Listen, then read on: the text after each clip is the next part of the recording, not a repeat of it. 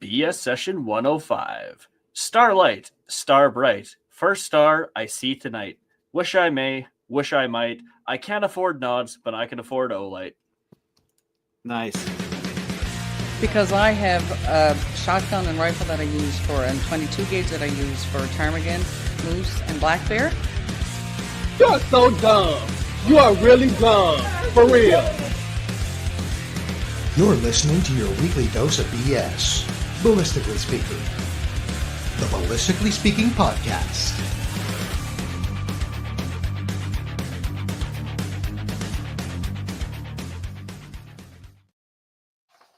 Woohoo! You have no idea how hard it came to come up with that intro. You did very well. Not come up with it, just type it out. It was arduous. I typed it on my phone. Well, there you go. Appreciate the intro. So we right off the bat, before we even get started, Bending's already talking shit on California. I'm going to say it's California. That's what CA is, isn't it? Yeah, he's talking shit on us, but I'm going to pretend that he's talking about California. Yeah, I'm not sure what's up with that. I don't know why they would be. Maybe one day, but not right now. They're too tactical. Just the ones you mount to anything cool. Sure, yeah. Sure. Yeah. The things that Olights are often mounted to are becoming increasingly illegal, but them's the breaks. That's unfortunate. Mm-hmm. Well, obviously everybody already knows we have Sam here from Olight Canada with us to talk about, surprise, surprise, Olights, flashlights. Yeah, the first thing I'm noticing, like, okay, look at behind you. I'm gonna solo. Yeah, here you go. Yeah, one or two there.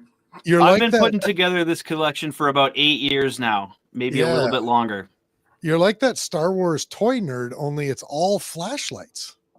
Almost exclusively. I've got some lanterns down here as well. Some pocket knives, some pens, a bunch of EDC gear, but yeah, mostly flashlights. I'm just trying to take a look at some of these other gold ones. Those are all, you got a wall specifically for those. And you got multiples of the same flashlights too. Totally. If I scroll up just a little bit, you can see my Warrior Mini 2 collection. This is one of our most popular models, the Warrior Mini 2. We've got the Warrior Mini 3 out now. So I don't feel the pressure to collect all the Warrior Mini 3s, but I got pretty much all the Warrior Mini 2s. Well, I'm telling you, I was looking at that and I'm thinking that's an incomplete collection. Where's all the Warrior Mini 3s? Yeah, I'm glad you noticed. Thanks for calling me out on my lack of Warrior Mini 3s. But the other fun thing I love is the orange collection. Some guys in the Olight fandom, they love their blue collections. Some are all about the orange, and then, everyone in between. That's interesting. Super interesting. Yeah, some people collect baseball cards. Shout out to my dad who might be watching. He collected baseball cards for a long time. And, my grandpa collected coins, but now I collect flashlights. And not just any flashlights. These are almost exclusively Olights in my compound here at my house. You shouldn't have said it that way. Almost exclusively? Well, I just want to somewhat legitimize my claim to be a flashlight guy in the fact that I have experience with other brands. Not super modern experience, but I've seen what's out there and I landed on Olight, that's for sure. He's gonna have like a Duracell flashlight there somewhere. He's like, see, I'm diverse. I have diversity. Just a old Maglite you use as a doorstop. Yeah, I do have my dad's old Maglite hanging out here in the reference collection for sure. That's funny. My wife was a special constable when I met her, and the one thing that she ended up taking with her after that was her foot-long Maglite that she carried around for whack bonking people who were misbehaving. Yeah, 5D cells and diamond knurling. Yep, that's the one. Yeah. Glass lens, incandescent, bloodstains. Bloodstains. A massive flashlight that makes a better baton than it does a flashlight. A better baton than the baton does. Well, that's right. So it's a more legal baton for civilian to own in Canada. Yeah, definitely. And it won't take splinters out if you have to use it. It doesn't splinter, just dents. Well, It's interesting that Uke is referring to Maglites as overpowered. They weren't overpowered in their illumination, but as we just were talking about, they are overpowered as a blunt force object. yeah, the bonk factor almost unparalleled. Yeah. Hey, before we get too deep into this, we're gonna have to pay some bills here. Let's do it. Mike, you want to go for it? I guess we can start her off. Holistically Speaking podcast is brought to you by Callsign 66, Canada's best rifle training. Welcome to the Brotherhood. Book a course now at callsign66.ca and follow them on Instagram at callsign66 and on Facebook at C/S66. Also, Ribstone Gunsmithing, craftsmanship done right. Contact Oscar at Ribstone Gunsmithing and breathe life back into any firearm. And Do I get a turn, or do you have one more sponsor? Oh no, we got a few more. We'll get them all. Yeah, we'll let you go too, though. I promise. Cool. And we are also brought to you by March Scopes Canada. The Dion Optical Design line of rifle scopes has a scope for all your hunting and shooting needs. Find Doug and Niza at marchscopes.ca. And Apex Optics. When you buy Apex, precision comes standard. Check out all the fine competition rifle scopes, red dots, and binoculars at apexoptics.co. The Atom and Fusion red dots have arrived. Get yours today. If you're not too late, you still might be able to get in on some of their Black Friday deals. So don't be a putz. Get on their website now. And of course, we also have our friends at EM Precision Rifles in Vegreville, Alberta. Building Canada's finest precision rifles. Find Shane and Steve on Facebook, Instagram, and on their website at emprifles.ca. And Bolt Action Coffee, bringing specialty coffee to the precision shooting world. Order coffee and merchandise at boltactioncoffee.com. And of course, we have Odell Engineering. Pick up a Canuck shotgun or Bergera rifle from your local distributor and tell them Phil sent you. Look them up on Instagram, Flakebook, and on their website at odellengineeringlimited.com. Don't forget about the new Wrangler lever action rifles. Go get them. That's true. I think there's a new brass receiver looking one. Memory. Yeah, they've got 4 models now instead of just the 3 that they originally had. But it's not the tactical one, so. They never are they? Never tactical enough. Nope. Also, Sterling Arms International coming soon to the Canadian market. The buy once, cry once Sterling Arms R18 Mark III. It will surely be a must for any Canadian gun safe. And don't forget to keep an eye out for the R9 Mark I as well. Contact them at sterlingarms.com. I have it on good authority that you're going to see both of those rifles either December or January, so very quickly in the next month or two. I'm excited. I am also excited. You want to go plug yourself there for a second, Sam? Yeah, so Olight Canada is running their Black Friday sale right now. It's been on for about a week, and you got about 4 days left to check it out. Use the link in the description of this video, or go to olightstore.ca to check out all the deals.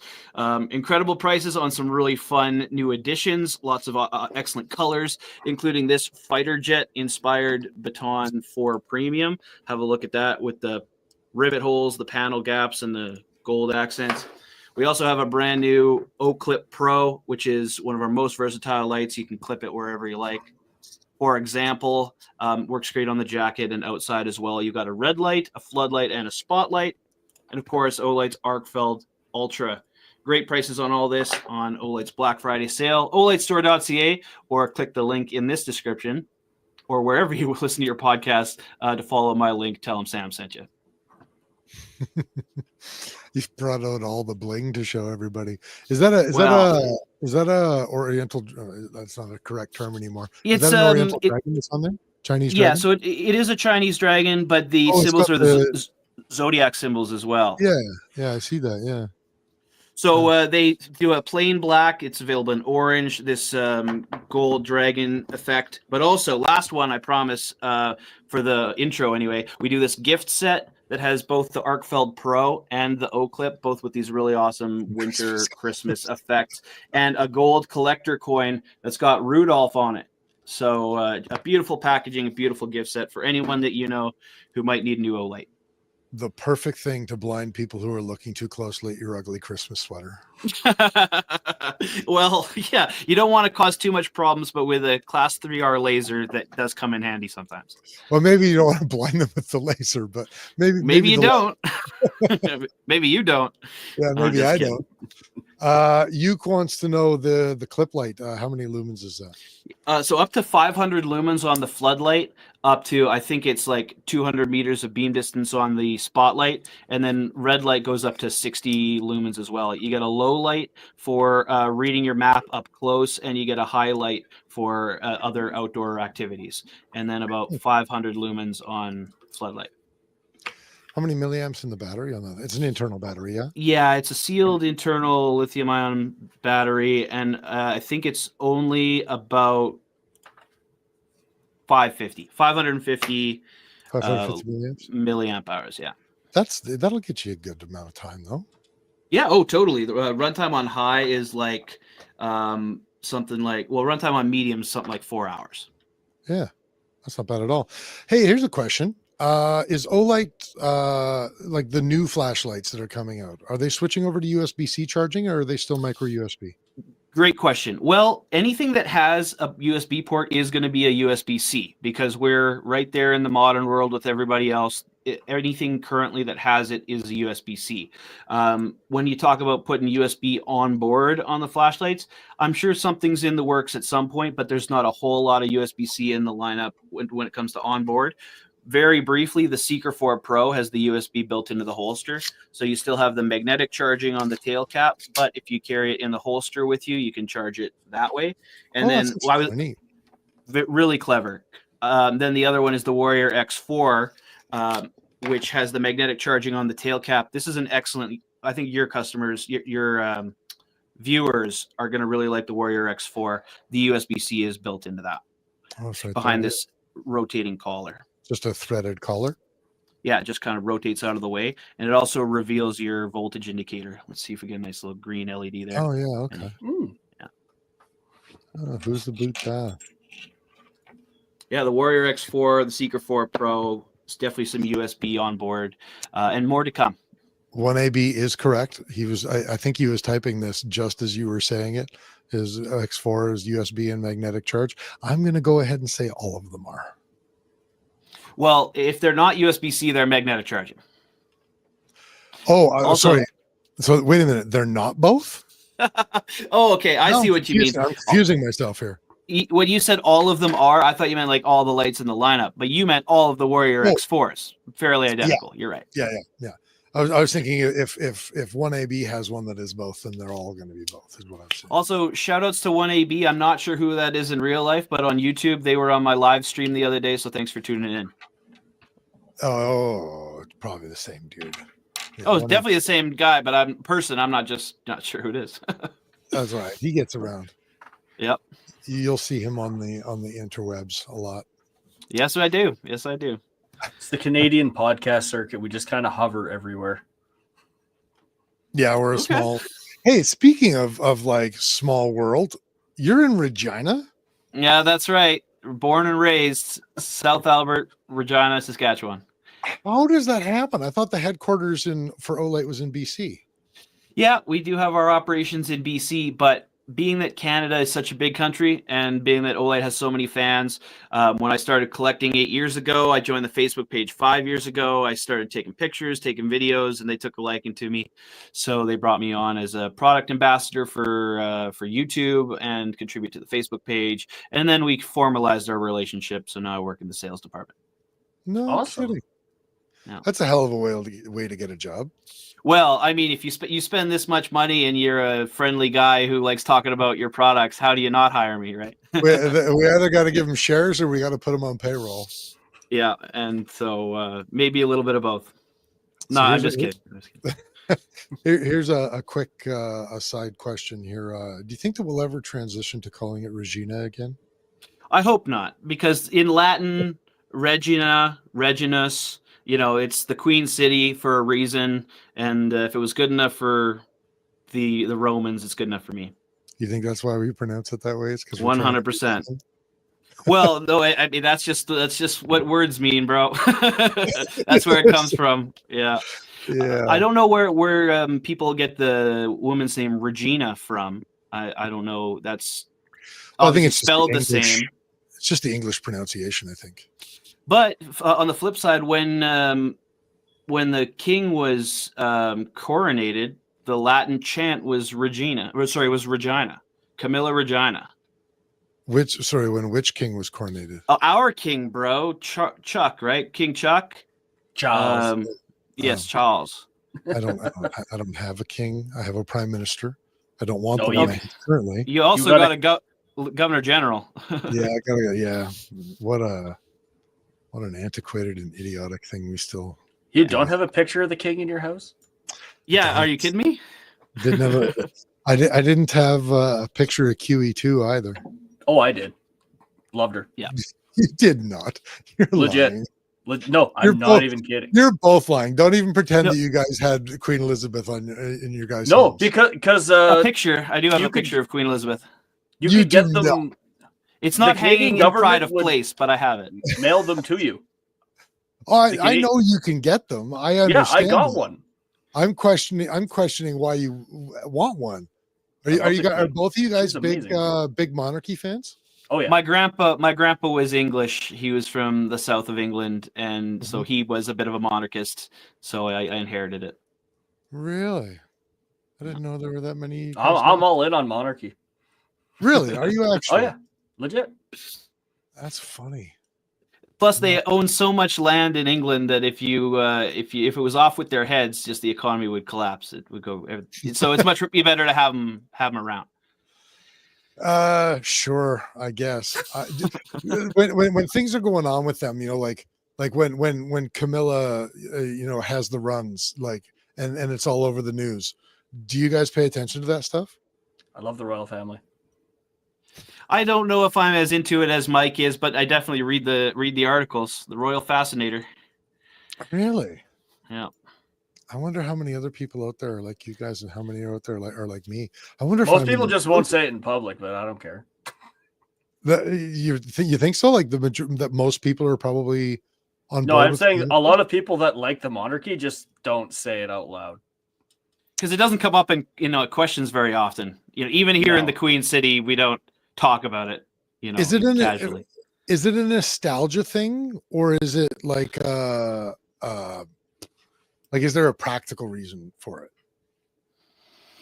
I mean, it's got to be mostly nostalgia, tradition. That's a big one. They started Okay. it. They perfected it. They did perfect it.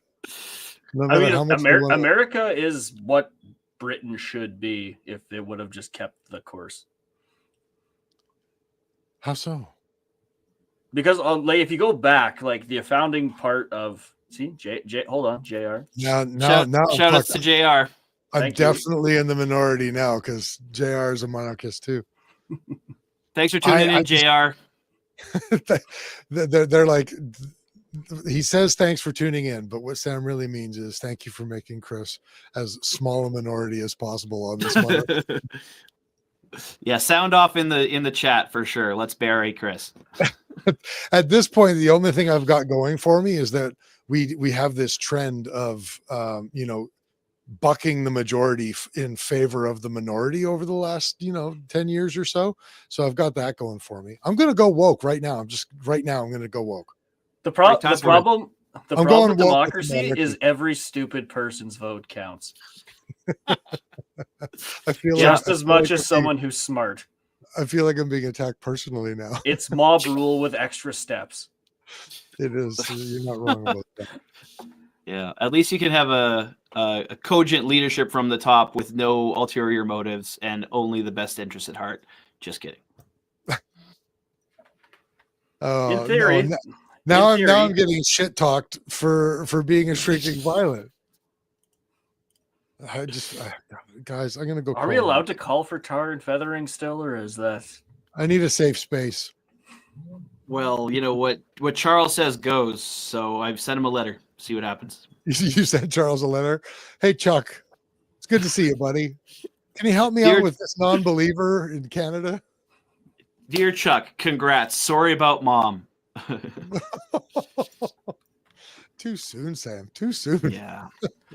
Way too much disrespect for a self-proclaimed monarchist. Yeah, no, right? Like that's the type of thing you expect people like me to say. Yeah.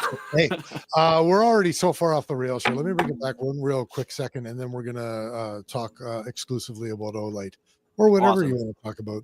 Let's I do just it. really quickly want to do a very shameless and self-serving plug. I'd like to let everybody know, please consider supporting us by heading over to storiedknives.com and pick up a gardener knife. We think this is one of the best survival type / everyday fixed blade knives available for a very reasonable cost. We're pretty proud of this little guy. Working the YouTube grind pays less than running a lemonade stand, and doing what we do to try and bring interesting stuff to our audience takes up almost all of our combined Canada carbon tax rebate checks. Believe that or not. Thank goodness we're saving the planet with taxes. Regardless, please go have a look at a great knife, storiedknives.com. That's with an S. We are confident it will be on your side for a lifetime. We actually just heard a story from one of our Mike, throw a link to the knives in the Yeah, I'll get on that. the chat there. We just heard a story from one of our customers. Kurt is working with a guy up north. He sold him a knife, and the guy teaches like outdoorsman classes, and he was butchering a bunch of animals, and he went through something like an elk and like 2 deer and like a couple of other like smaller animals, like several rabbits and stuff like that, and went through all of those animals, like skinning them and field prepping them, and didn't sharpen the knife once. I feel like he probably should have, but he says he went through that many animals and he didn't sharpen his knife once, and that story blew me away. So I was pretty happy to hear that story. And we haven't had a single problem yet. And we offer a 1-year sharpness warranty on the knives, and I have yet to have somebody take us up on that warranty. So Cool. I always love to see that as a good example of the product quality. Like if you got a satisfaction guarantee and you've got a warranty, and you say send it back if anything's wrong with it, and you don't get one back, that's always a good sign. Oh yeah, I love that. It's almost like Pete. Nobody wants to call my bluff. Yeah, and we certainly like that too. Our products have mostly a 5-year warranty. Some are a 2-year warranty here in Canada, and we deal with customers all the time who want a different solution, so they can come back to us and say, "Hey, this one wasn't right. What else you got?" And we're always about satisfaction guaranteed. So Wonderful. And you know what? That's a great way to segue back into Olight. yeah, thanks. So you guys, would you say that 90% of your audience are gun guys, or what do you think the breakdown is? Well, we've Gun only guys ever- and hunters, probably. Hunters. Yeah. Well, I A good think mix. Yeah, we've got a pretty decent mix. I mean, we've got the PRS crowd for sure, the long distance shooting crowd for sure, because mostly because of Kurt, and you know, Mike and Derek are involved in PRS, and then we've got, you know, general gun enthusiasts. We've got your hunters. I'm sure we've got some FUDs, but I wish they would participate more. And I think in the history of our live podcast, we've only had 2 trolls. Really? Well, that's a good Yeah. ratio. I'm really pardon me. I'm really disappointed in that ratio. Actually, I You want prefer more? I want When, more when you trolls. troll yourself, it's kind of hard to upstage someone. I know, right? But I remember we had one guy. This must have been almost 2 years ago. But he came on. He's talking about like guns kill babies. You know, every time somebody buys a gun, and you know, baby Jesus cries, and like all this, y'all need Jesus, and like all this kind of stuff. God, that guy was hilarious. He made for such an entertaining end of a show. That's awesome. Yeah, it's entertaining in the chat, but it's also great for engagement. Gotta love those comments. I could use a few more negative comments on my YouTube channel, youtube.com/Olight Canada. There you go. Good plug. youtube.com/Olight Canada. And I think JR is correct. I think our trolls have been on his appearances. he's a troll magnet. Oh, that's funny. Well, you gotta be pretty confident to rock a mustache like that. So I saw you at TACCON. You had that going on, and so congrats on that. It's not just for November. It's a lifestyle. For me, it's the vests. The what? The vests. Oh, I love a good vest. I'm a big boned guy. I love a good vest for sure. I don't think a lot of people can pull off like the button up with the vest, but JR can pull that shit off. He does that really, really well. Oh yeah, JR always styling with the waistcoat. Is that what it's called, a waistcoat? That's what the Queen called it. Yes, Nice Charles calls it a waistcoat. Okay, the waistcoat. See, that's how much I know about fashion. I just call it the best. It's the best. Okay, so Olight Canada, Canadian division of Olight. Olight is obviously international. Yep, Olight World. Yeah. So why don't you tell us a little bit about Olight? We heard a little bit about how you got involved with them already. Why don't you tell us a little bit about Olight in general? So they were founded 17 years ago by our fearless leader, Fox Fan, in Shenzhen, China. He has a background in manufacturing various helicopter parts, aircraft parts. That's where he made his money. And then he decided that him with a few other people would create a passion project, starting with tactical flashlights. And so that's what it started with, was the first Warrior 17 years ago. Long range, heavy duty, and then from there they just kept making smaller and smaller flashlights until they perfected the state of the art, till you got something like this, the Baton 4 Premium, and then they added awesome little changes to the materials, changes to the colors, and it went from being a practical tool for a dedicated purpose to being pocket jewelry with a practical twist. There's even smaller flashlights than what you were showing there. Those little, the little twist ones. This one's the i1R2 Pro, one of the best keychain flashlights anywhere on Earth. Again, USB-C charging, like you were asking about. 2 brightness settings. So when you unscrew it, you reveal the USB charger, and then you put your first setting is like 5 lumens for like a couple hours, and then you got like 180 lumens for a few minutes. Yeah, when you really need some super bright light, those things were actually pretty decent. I was always kind of impressed with those. Olight gives those away as like gifts often with purchase. Yeah, right? Totally. It used to be once a month we'd do these exclusive drops with awesome colors. We're trying to go away from that because you can. It's possible to saturate your market. And we are trying to become more available to dealers and retail stores. We want our product to be in front of everybody. So with a monthly sale, you kind of sacrifice the practicality of being associated with dealers and retailers. So this year we had fewer monthly drops. Next year, I think we'll also have fewer monthly drops. But there's great products on the way to make up for that. Cool. Very cool. And gifts with purchase. Yeah, if you create an order during the Black Friday sale, you're going to get one of the I don't have it here, but something just like this. This is our the i3E. So it runs on a AAA battery instead of being rechargeable, and it's just got 1 brightness setting, 90 lumens for like an hour and a half, and it'll do that. I had one of those for a while too. Yeah. I don't know what happened. Really lightweight. I used to have a couple of those, the 2 that you just showed. I used to have several of them, and I have none now. I just keep losing them places, and I don't know where, and I don't know why. Too bad. Do you have to sit on your keychain? Well, I'm pretty sure I lost. I don't have much of a keychain to carry around, but I'm also pretty sure I lost at least 2 of them hunting. Carry a bigger flashlight when you're out in the woods. You might keep a handle on it. I had the M2. But I also had the other ones in my pocket. My mistake. I mean, I had to learn that lesson twice, apparently. Yeah, I have dropped a couple of flashlights myself out and about. There are lanyard holes on some of them. I carry some with the lanyard on it, and that sometimes helps.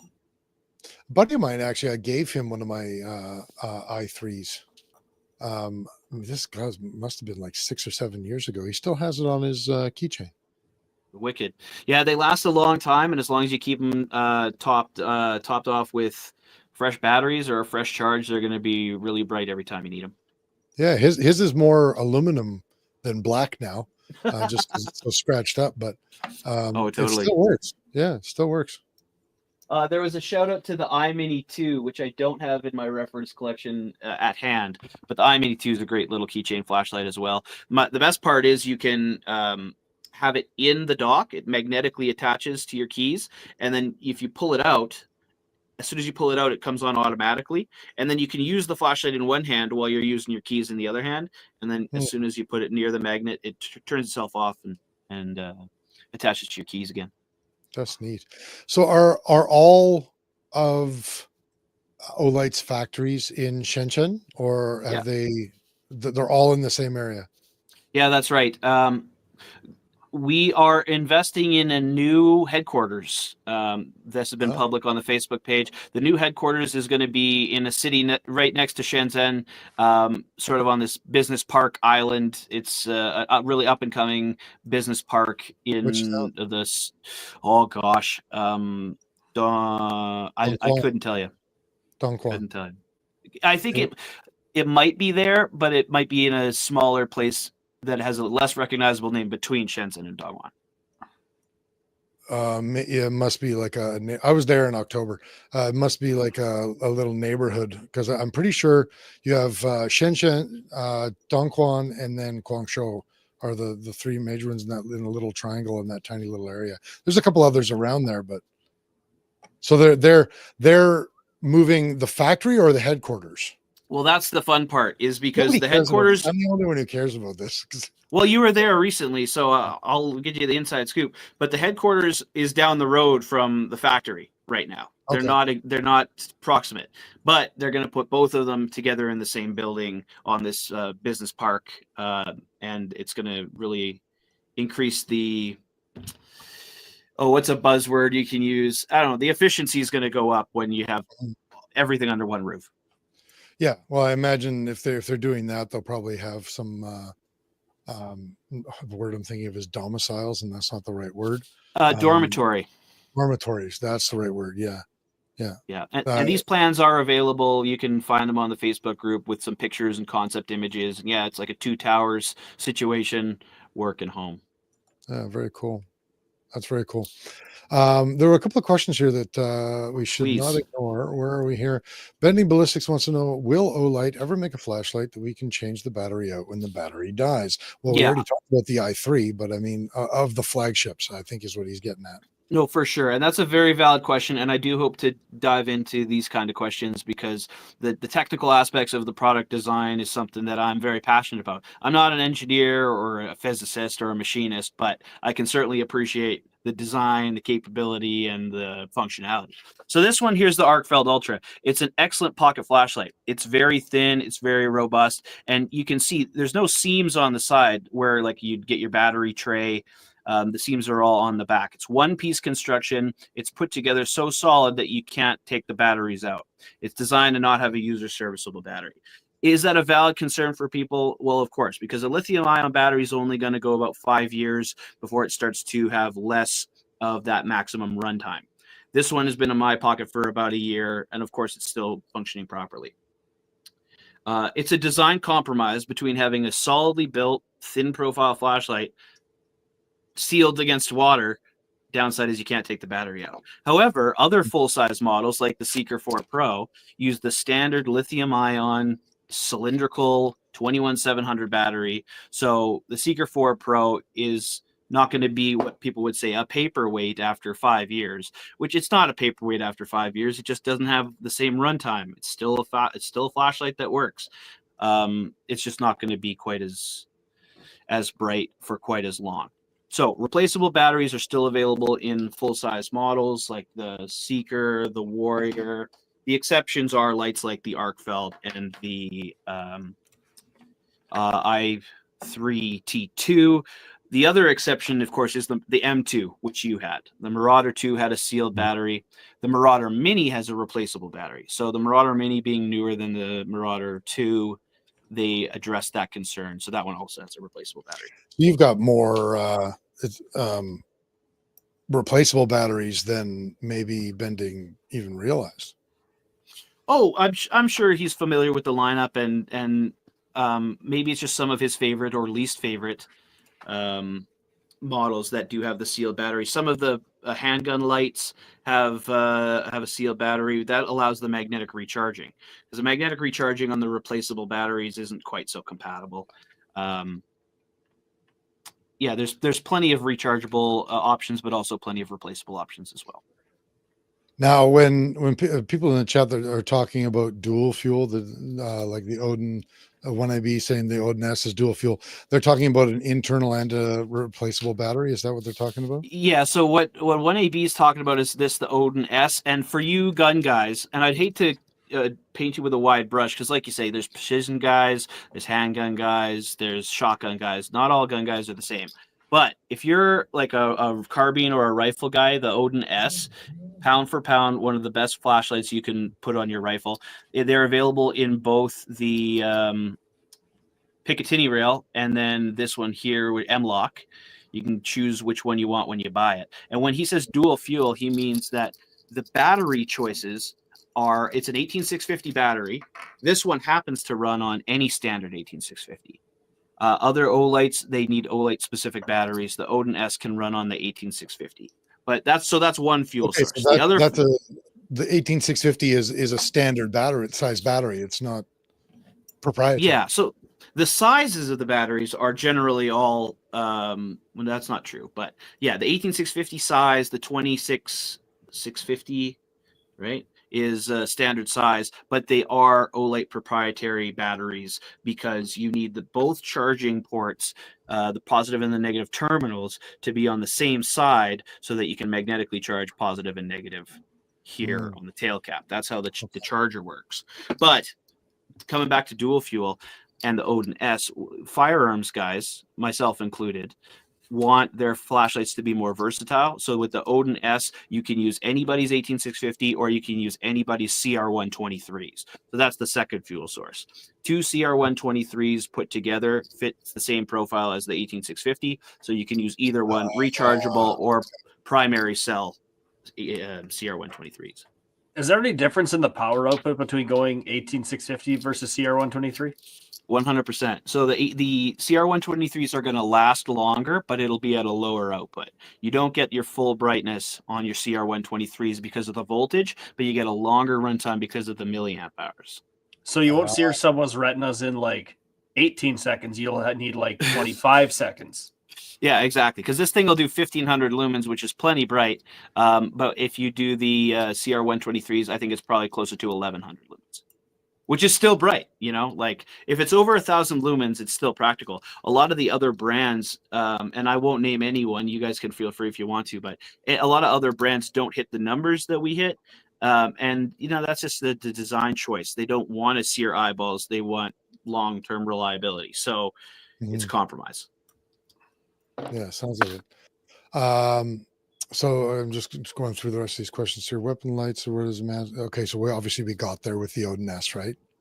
Yeah, so Odin S is a great example of that dual fuel. I got my little demonstrator box right here. So if the gentleman's talking about firearms lights, you can see here with the magnetic charging, it's a sealed unit. So it's similar to the O-clip, where you're not going to be able to replace the battery on your own. This one's the Balder S, a great little handgun light.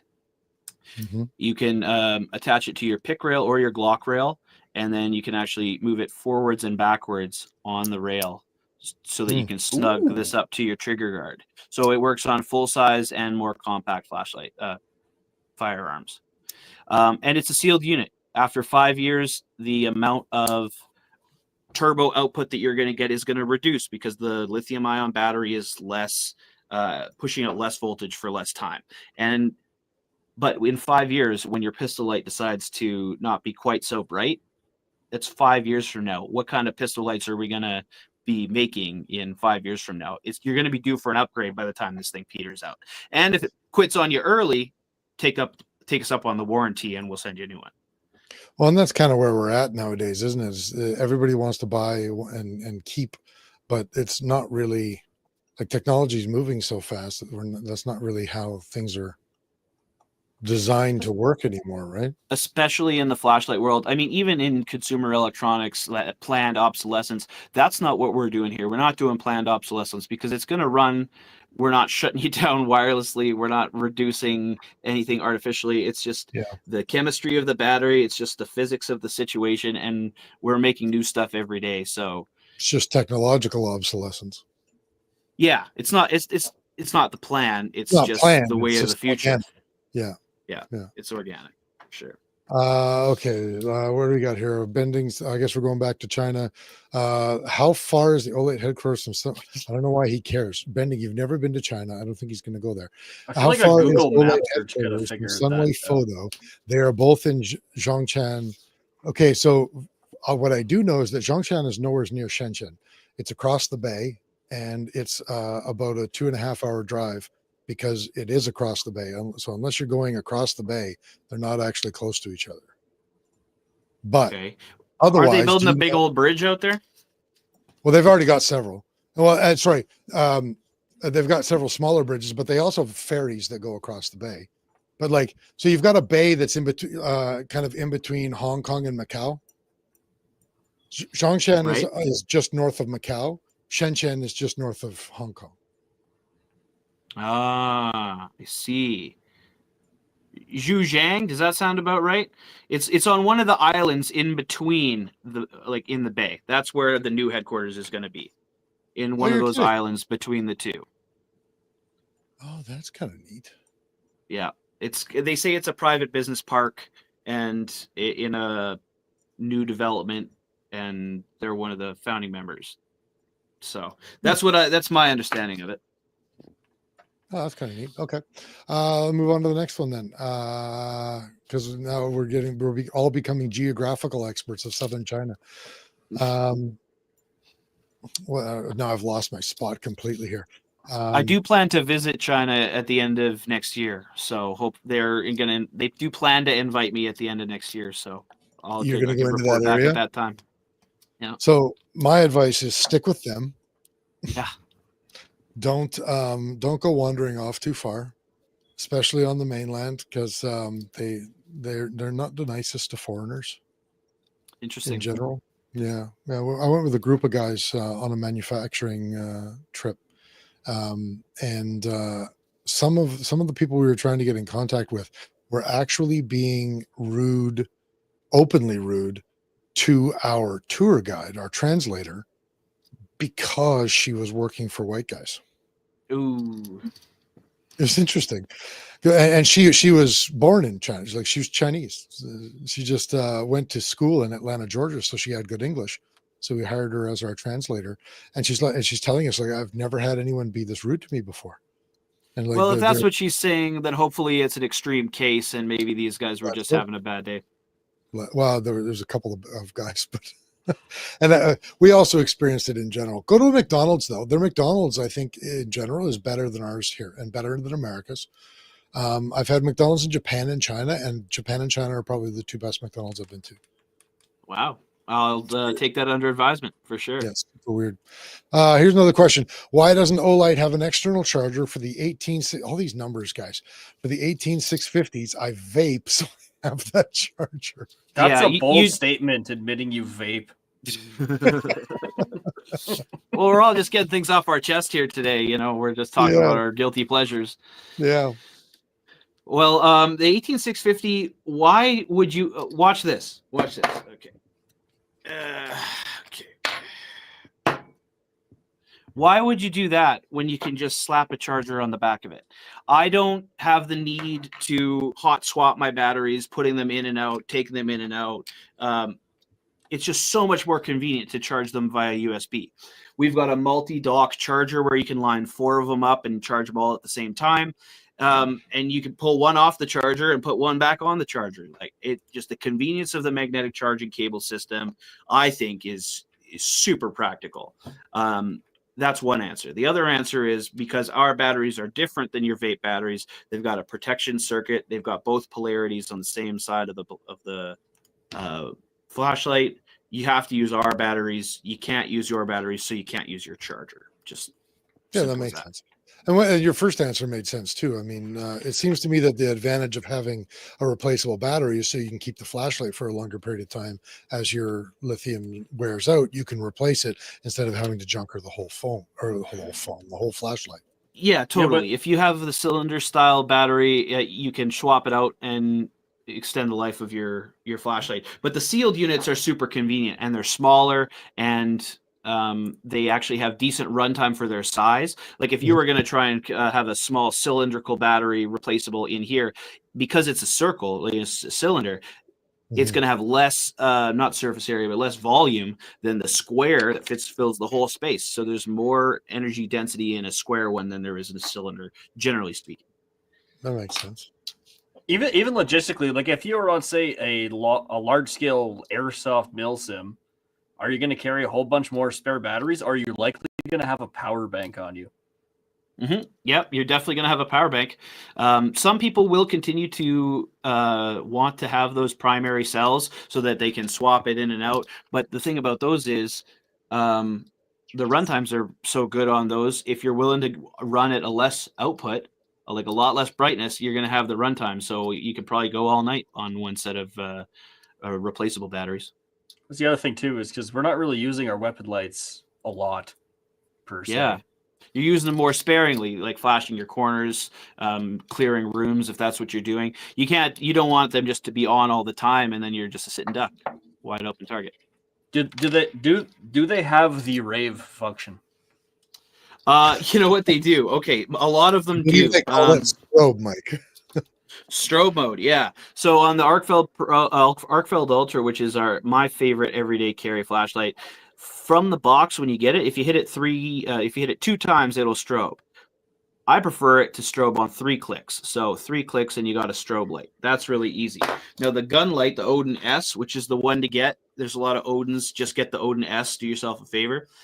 If you double pump it, you can get your strobe light as well. That's a configurable setting. The Warrior X4, all you hunters, you might really like the Warrior X4. Now this one's interesting because it's got 2 brightness settings, low and high. If that's not enough for you, all you got to do is turn it on. Come on. And then you loosen it off and then tighten it back down, and then you'll have high mode and strobe light function. So it's possible to configure your Warrior X4 to be a strobe light as well. On the pistol so it doesn't lights, actually have the function, but you can kind of finagle it to operate as such. Yeah, it's just because we want it to have no additional moving parts for complete waterproofness and durability. But with that little operation there, now you go from high mode to strobe light. So you do have strobe light functionality. I liken it to the fact, like if you're a police officer or a security guard and you want your flashlight to be as bright as possible, just go with regular mode. If you want to have your strobe light, you configure it to this one before you get out of your car, and then you still have a really functional brightness setting here. But if you press a little bit harder, it will go right into your strobe light setting. So you get to choose that before you leave the shop. Okay. One more thing about the strobe light, the pistol lights, most of them have it as well. You can see there's a pressure pad on either side so that when you have your handgun here, your trigger finger will hit the button. So with one button at one time, it just turns it on. If you pinch both, like with your trigger finger and your support finger, then you can pinch both at the same time, and that's got a strobe light on it as well. There you go. One more question from Bending here. How do you test your lumens for less? I don't know what that means. At the light scale, I think he wants at what light scale are you using? So I haven't visited the factory yet, but they're all measured in-house using ANSI lumen, the ANSI lumen scale. So most reviewers that have their own equipment will corroborate that Olight's reported numbers are very genuine. They always hit their numbers. They might even exceed them sometimes, depending on the LED that you get. So other companies, less reputable ones, can fudge those numbers or just pick a number out of a hat and say, oh, it's 8,000 lumens. But Olight does the testing with industry standard equipment using ANSI lumens, and that's like the international standard for what a lumen is, the ANSI scale. and they hit the numbers and sometimes exceed them. Great. Question from Jesse Adams. What is the warranty for the sealed battery on the Arkfeld? Yeah. I feel like that was a very specific, like you're being set up for a question here. Well, thanks, Jesse, for tuning in. I met Jesse in Vancouver. The Arkfeld, I you know what? It's either the 5-year warranty that Canada gives to all of the full-size flashlights, or it's the 2-year warranty. And unfortunately, I do think it is the 2-year warranty. Okay, fantastic. Some people were trying to answer for it depends on region, blah blah blah. Unfortunately, Canada doesn't get lifetime. Is that accurate? Yeah. So Olight, in their generosity and Wisdom. yeah, of course, finite or infinite is yet to be determined, but lifetime warranty is available in the United States, and that is where Olight sells the vast majority of their products is in the United States. And you can get a lifetime warranty on that. If your battery dies, send it in. You'll get another one, a comparable product. They also have this warranty in other places where they have substantial operations, like Australia, Germany, England. I think England, Australia, and Germany for sure. Canada doesn't have enough of a substantial operation here where we can handle all those returns, handle the volume of the potential volume of replacing flashlights 5, 6, 8 years down the road. Now, who knows if my work is successful, maybe in the next 2 or 3 years, we'll be in a place where Canada can adopt the lifetime warranty. We're just not in a place to do it right now.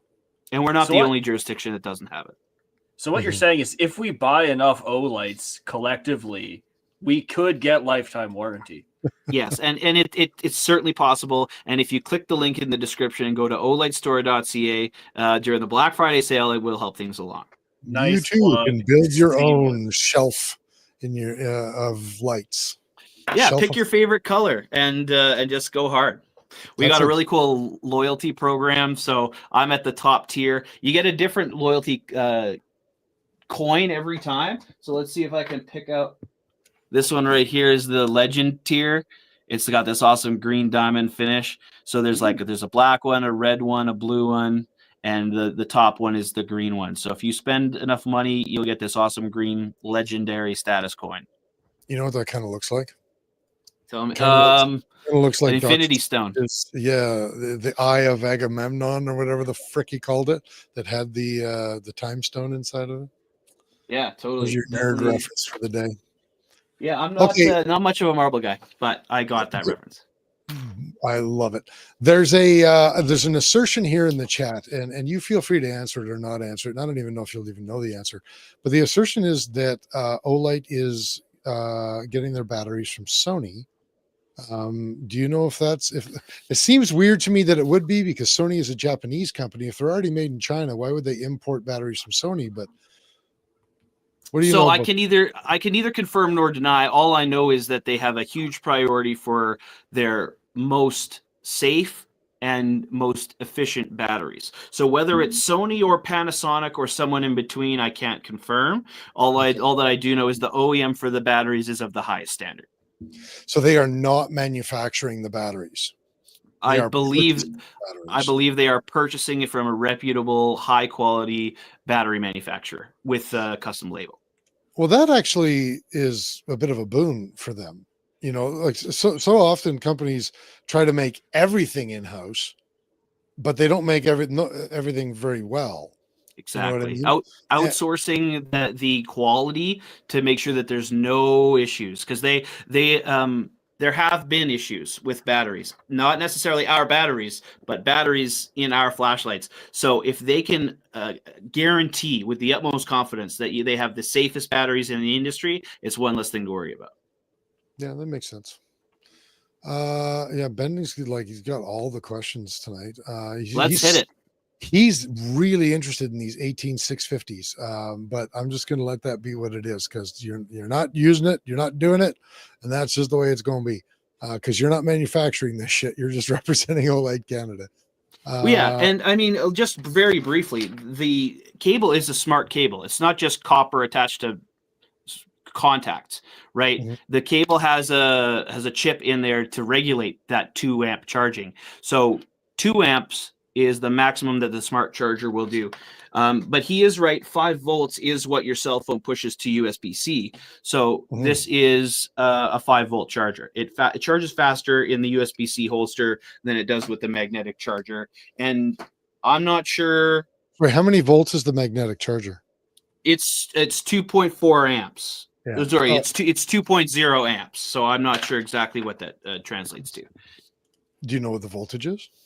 No, I think it's under 5 volts, right? Because the USB-C defaults I to think 5 most volts. magnetic, yeah, like Qi charging 5 and all that volts. is usually under 5 volts too, isn't it? Because I mean, you get a lot of heat loss during those things, so they lower the voltage on them. And I think that's how they do it. Yeah, and the magnetic charging itself can get warm, but it never gets hot because of that chip. It regulates Right. the voltage very well. Yeah, for sure. That makes sense. I'm still just. Do you have something there, Mike? I'm just kind of scrolling through questions at the moment. I was going to ask a really dumb question. What's the difference between lumens and candela?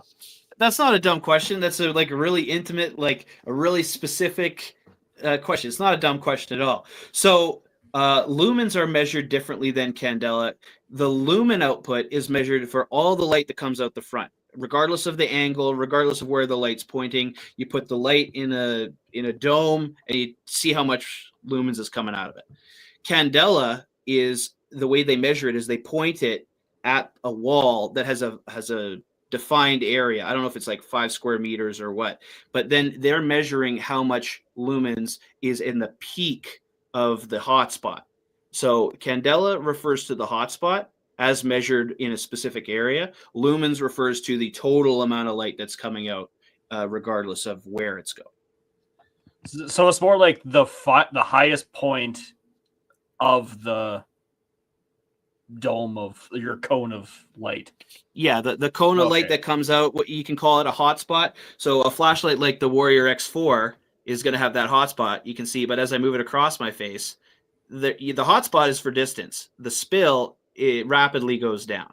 But if you take a floodlight like your Seeker 4 Pro, which I absolutely love, check out the Seeker 4 Pro. But you can see, maybe it's not a huge difference, but you can see that even though it's pointed out this way, it's still flooding across my face. Mhm. So Okay. so lumens is a measure of floodlight, and candela is a measure of intensity. So when you're looking for, again, let's talk about a gun light that you want to have a larger throw. Do you want to be looking at the candela, or do you want to be looking at the total lumens? So it's a balance, but candela definitely gives you a better idea of what exactly kind of a hotspot you can look forward to. So something like this one, the Balder Pro, that's got a laser on it. Don't want to point that at me. But the Balder Pro, you can see there's a hotspot. So the candela on this, I'm going to guess, is like 80,000. It might be a little bit less than that. But if you talk about like an LEP style of light, we have like the Balder Turbo, or the Valkyrie Turbo, which was an Olight that we made in the past that was an LEP, where it's all hotspot and no flood. So that's something like 100,000 candela. And but let me just recenter here for a second. I'm not a handgun owner, but I have experience with handguns. I'm not a police officer, but I've talked to a few. If you have I've been in the back seat.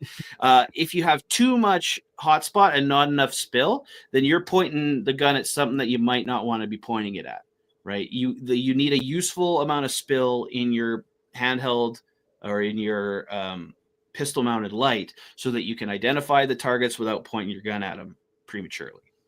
Gotcha. As opposed to, like, that's for a handgun. So if you say had a rifle light, that probably wouldn't be as much of an issue because naturally everything you're looking at is going to be further away. So you could get away. You're going to get a little bit more spill just how you're employing that rifle. Definitely. And it does depend on what your objectives are and what exactly you're doing. But then you want to be more on the candela side of things when you want to see further. Because if you're using a rifle, you're probably shooting at further distances. So you probably do want more candela. Yeah. Okay. So what else? What other? I'm glad. What other questions do we got in the chat here? I haven't been keeping it up. We caught up pretty good. Bending is trying to put on a clinic with Uke about 18650 batteries and electrical engineering. It looks like apparently. I don't know what's going on in the chat.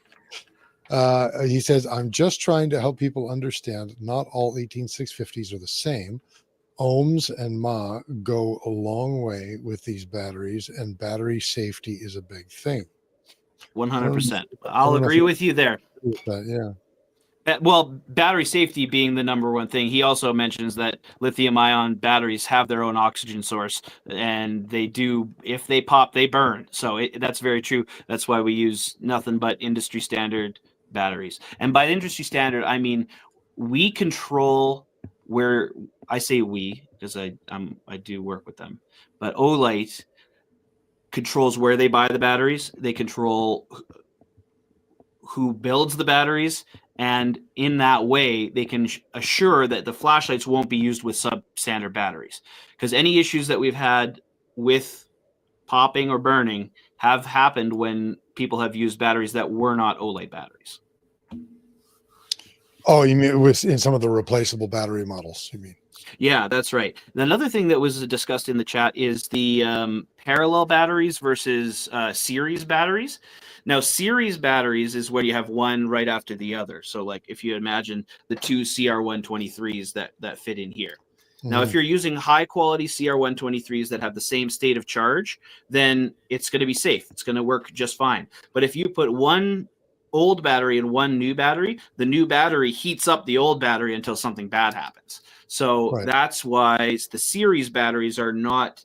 It's not something that they're very enthusiastic about making. The parallel batteries here, something like this, where you got two of them side by side, it's a little bit less dangerous. Although you still do have that risk of having mismatched batteries causing problems. You do still have that risk. Yeah. Yeah, it's not completely eliminated. I don't think it'll happen so quickly because you're not pushing all of the voltage through one of the batteries. Just the circuitry there is slightly different. Makes sense. Okay. It looks like one of the B's on your website, and clearly he found something that isn't in stock. So he wants to know, will there be a restock on sold out items for the remainder of the Black Friday sale? Probably not. This Friday was one of our last restocks. So things like the Perrin 3 headlamp in midnight blue, which is a gorgeous piece, that's been moved to a pre-order. So we sold out of those. We're not getting them lickety split, but you can still place your order. It'll just ship a little bit later when it comes in after the sale. The other one is we did a copper Arkfeld Pro that had a skeleton engraved on it. We're doing all sorts of cool stuff like that all the time. That one sold out, and you can pre-order that one. But again, it's not going to ship out right away. And in terms of all the other stuff, I don't think there's much more on the way. Okay. Can we go through the catalog for a little bit? Oh yeah, absolutely. I mean, like Olight, one thing that Olight has is more SKUs than you can shake a stick at. 100%. As evidenced by the shelving behind you. If you had to boil down, like, and we're talking just like handheld flashlights right now, because I know that there's bike lights, there's knives now, there's lanterns and work lights. And work lights and headband lights and all that sort of stuff. Let's just narrow it down to the handheld lights. 100%. And go ahead. What would you say are the core products for Olight? 100%. So let's start small and then we'll go big. I've already shown off this one. It's the jet fighter version of the Baton 3. Now the light on its own is about 1200 lumens of turbo. I really love that you have these indicators. You can see it's on turbo now based on the dancing lights there. And then on this side is the battery, and on this side is your brightness setting. So as you go through, wow, man, everything's reversed. It's so strange. Low, medium, and high, you can see the changes. This is available in a bunch of different colors, and it's regarded well in the industry for its size, being one of the best built flashlights in its class. the Baton 4. Now, if you can buy it on its own, or you can buy it in the charging case. And when you buy it in the charging case, it's the Baton 4 Premium, again, available in a lot of different colors. The charging case has 62% battery left. If you press and hold the button, it'll ramp up and down, so you can actually use the light in the case. If you close the lid, it'll turn itself off. If you have older versions of the Baton, you can also charge that in here. And it's got a lanyard hole on the back, so if you drop it, you won't break it. The Baton 3, sorry, this is the Baton 4 Premium, is the flagship pocket flashlight for Olight. So now is that that case, the cap on it is magnetic, or is it a clip? Oh, well, there's a magnet that holds it in there, and then there's a magnet that holds the lid shut, so it does provide some resistance. Oh yeah, okay. Definitely. Okay. And then so there's a lanyard attachment to it, but otherwise it's designed to go in a pocket. Yeah, and we used to sell like a nylon sheath for this thing, so that you could wear it on your belt and then just drop this in the nylon sheath with the Velcro. But yeah, you keep it in your bag, in your backpack. I keep one in my fanny pack at all times. And what happened to the nylon sheath? Nylon is something that I think they outsource. I think that the nylon sheaths come from a nylon manufacturer, and maybe they just Kydex? No, these ones were nylon, and so we are going away from the nylon sheaths into more things like, it's not Kydex, it's just a polymer. So yeah, molded polymer. So the new holsters are all molded polymer, and that's really awesome. This one's the Warrior X4. We're jumping ahead a little bit, but the Warrior X4 has a MOLLE compatible holster, so you can just slip this down in your vest, and it's really secure. So once it's on your vest, you can rock it out and kind of lock and rock like that. That's how you get it in and out. Very, very secure. So on the other side of the core product, the Warrior X4, it's pound for pound one of the best tactical flashlights, in my opinion, on the market. I put it up against anybody's. You get those two brightness settings like we talked about. There's a low and a high. If you reconfigure it, you get high and strobe. You get the USB-C charger. You get the magnetic charger. It's incredibly well built. It's available in both flat dark earth and in black. Really awesome steel bezel. Like that steel bezel goes from here to this first little manufacturing line. That's all steel, and then the rest of it's aluminum. So the brightness, something. Yeah, you could, if you needed to break windows, if you needed to send a message. I don't advocate for violence, but the Warrior X4 certainly does. It excels at not advocating violence. Yes, absolutely. So then, okay, in between those two, the Arcfeld series. I already talked about it, but the Arcfeld series is one of my favorites. I carry this one all the time. What makes it ultra is a few factors. First is the Olight exclusive aluminum. It's called OAL, and it's denser than like a 60-65. It's more scratch resistance than a 70-75. It's its own recipe of aluminum, incredibly durable. The Arcfeld series is known for having multiple functions. So you have a flashlight up to 1400 lumens, 5 different brightness settings. You get a laser that's a class 3R laser, which is about as bright as you can legally. Careful there, buddy. That's bouncing off about a half inch above your eyeball right now. No, I see it, but the good news is it's bouncing off the screen, so it's taking a lot of the juice out of it. 3R lasers are still eye safe if you close your eyes fast enough. So just faster than the speed of light. Yeah. Anything more than a class 3R laser is going to absolutely get you in faster than you can react to it. But that's why 3R lasers are legal in the US and Canada, is because the human blink reflex is fast enough so that you can avoid it without permanent damage instantly. So that's the line that we're walking with the laser here.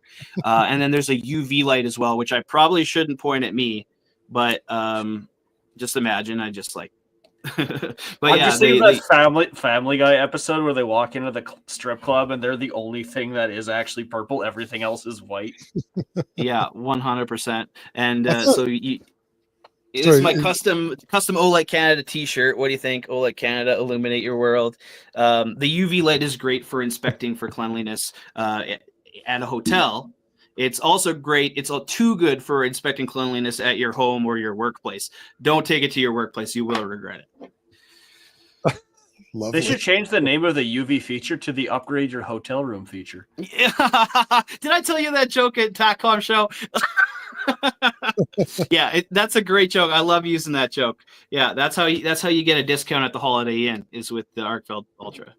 That would be a good SHOT Show promotion for you guys. Just start handing them out at the door, like have it laser engraved on the back, the upgrader. The upgrader. I love that. Well, here in Regina, when you refer to the upgrader, you're talking about the co-op refinery. Yeah, I'm familiar with the co-op refinery. Yeah. Wait a minute, hold on. I think I got. There we go. I don't know. And the soundboard. I actually thought that was the but the sad trombone works too. It's even more sad and tragic. I had a real legitimate comment related to what we were talking about. No, I can't remember it at all. Oh, I was going to say it's the light, it's the laser, and a black light, a UV light. That's right. And my favorite part is no red light on this one. Who knows what's coming in the future? If you want a red light, go with the O-Clip Pro, one of our latest releases. That's right. It was that one. Yeah. Yeah. So you got low light brightness and low light, bright red, and red flashing light. But one more note on the Arkfeld Ultra. There have been a lot of people who are trying to replicate the recipe that Olight put together with the Arkfeld series, like multiple channels of light, flat form factor, sealed battery. Olight's definitely the one that's doing it the best. And for one simple reason is the build quality. It's gorgeous. It's an incredibly gorgeous piece. You have this really fine machine work on the side that grips really nicely. It's not your dad's mag light. It's a really, really elegant knurling here. But the main feature that I love the most is you get your laser, and you can use the flashlight and the laser at the same time. So if you needed to point something out, if you're a contractor and you say, go deal with this over here, you're pointing at it with your laser, and he's like, oh, sorry, boss, I can't see. What are you pointing at? Well, you got your light and your laser at the same time. Gotcha. Okay. I'd also like to point out, if you work around equipment, if you have a UV light, you can find hydraulic oil leaks about 6 times faster in the dark. Yep, absolutely. Hydraulic leaks, coolant leaks in the automotive space. If you dye your coolant looking for coolant leaks, you got one of those, then you can use it for that as well.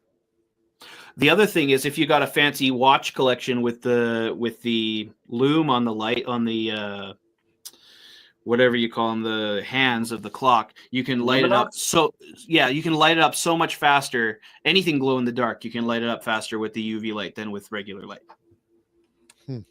Also, I want to point out, I'm on the Olight website. I'm looking at the Arkfeld, and under the laser, they have the best picture, which is the first thing I would do with it, is playing with the cat and the laser. Yeah, let me be very clear about this. My cats love this laser pointer, but you do have to be careful because it is eye safe if you blink fast enough, but cats don't always know that they have to blink, So you watch your angles. You don't ever want to point it right at their eyes, because extended exposure, it's a laser, it's a powerful laser. Extended exposure is no good. Quick flashes is not going to instantly hurt anybody, but cumulative effects are possible. I just like how they know their market, because that's exactly what everyone's going to do, is play with it with their cat. 100%. My cats love it. My dog loves it. My dog goes crazy for it. But I do, because I have some of the first generation Arkfelds with the Class 1 laser, the one that you could stare at all afternoon and just be fine. Don't actually do that. The Class 1 laser, I feel, is a little bit safer for them, so I reach for that one usually. All lasers are not created equal. Imagine that. Hey, just because I don't know, and there may be other people who also don't know, what is the difference between the Arkfeld Pro and the Arkfeld Ultra? Awesome. Thank you for letting us talk about that. So I'm going to reach into the Christmas gift set available now, Black Friday sale, olightstore.ca, and you can have a look at the Christmas green version of the Arkfeld Pro. Beautiful snowflakes, beautiful Christmas wrapping. So that just makes me want to mistle in my toe. Yeah, for sure. I got I'm holly jolly just thinking about it. You can see that the sculpting on the front is different. This one has a few more lines to it. This one is very flat and very smooth. On the other side, Ultra in the middle of our screen, and the Pro on in the Christmas color. Correct. The Ultra, denoted by the made of OAL, OLED exclusive aluminum. This one is made of more of like, I think it's a 6065 aluminum. You still get light, laser, and UV on both. The laser and the UV are the same on both. The brightness and the LED selection on the Ultra is slightly brighter. It's also a slightly more high-end LED, so it's a very gorgeous beam, really nice even floodlight, and a pure tone. Very white. This one still a decent tone on the Pro, still a decent output, but the Ultra is a little bit brighter. Another major difference here is the plastic lens on the Pro versus the glass lens on the Ultra. So the compromise there is the plastic lens is completely shatter resistant. You're never going to shatter a plastic lens. I say plastic, but it'll scratch and it could melt as well. So if you just leave this thing on turbo in your pocket or up against a surface, the plastic one can start to melt. The glass one will never melt, will never scratch, but it could shatter if you drop it.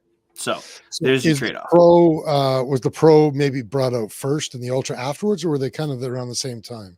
No, the Ultra was the refinement that came out middle of this year, and the Pro has been around for more than a year now. Gotcha. Okay. So then the last thing is the pocket clips have been redesigned on the Ultra. You can see there's more reinforcement. It's made out of a thicker stock, so the pocket clip is much improved, and those are the highlights. So a little bit brighter on the Ultra, the glass lens, the stronger pocket clip, the stronger material. That's the highlight. That makes sense. So do you think that they will discontinue the Pro, or do a lot of people that maybe don't need that bright light sort of thing, or don't care about the aluminum or whatever, like maybe a more casual user, are people still buying the Pro a lot? Or 100%. The Pro is still the best seller, and it's because it's at a slightly lower price point. You can get the Pro for $94, $94.50. It's a 30% off discount, and even with that 30% off discount, it's still $113 for the Ultra, and that's because this exclusive material costs more money to make, and all the additional machining, I forgot to mention, all the additional machining, it costs extra time and input as well. So the Ultra is a refined premium edition. The Pro, still contemporary, still on offer, still a bestseller. So we've kind of gone through but one more. One more. Yeah, one more, last one. So my all-time favorite is the Seeker 4 Pro. Now, if you're talking about Candela, go with the Warrior X4. If you want a floodlight, go with the Seeker 4 Pro. This particular edition is new for the Black Friday sale. It's made out of bronze. It's made out of like ship cannon bronze. That's something we've never done before, but we're always into these new fancy materials. It doesn't look like bronze, right? Well, that's because it's got a sterling silver finish. It's plated, it's electroplated in 99% pure silver, which is different from sterling silver. I shouldn't have said that. It's 999 silver electroplated and then given a stonewash finish. So it's an absolutely gorgeous piece, very hefty, very beautiful, precious metals. But the best part about the Seeker 4 Pro in any aluminum configuration, available in a bunch of different colors, is the rotary dial. So you give it a little spin, and then you can see here you've got your brightness settings on one side. Let me see. You can actually turn the light up and down before you turn on the flashlight.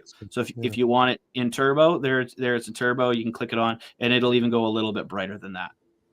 If you want to make sure it turns on in the lowest mode, you can actually rotate it all the way down to moonlight mode before you turn it on. And then on the other side, you get your battery life, another 4 bars, which actually is 5 bars because the bottom one will flash when you're at the bottom of the brightness.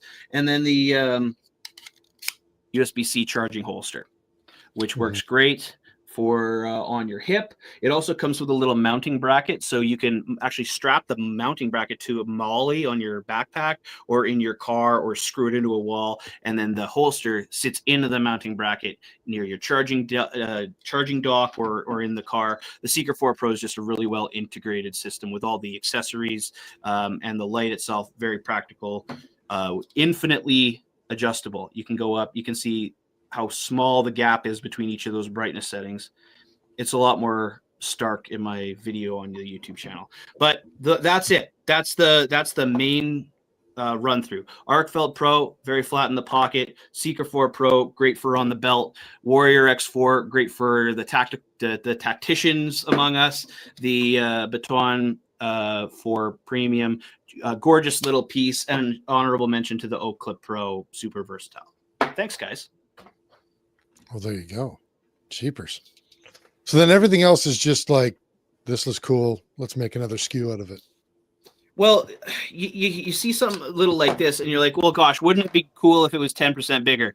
And then you got the Baton 3 Pro, and then you look at that one. Well, wouldn't it be cool if it had a 21700? And then you get the Baton 3 Pro Max, and then you're like, well, wouldn't it be cool if it had a tail switch? So then you get the i5T, and then you're like, what if that one was 10% smaller? Then you get the i3T. Yeah, so it's a variation on a theme.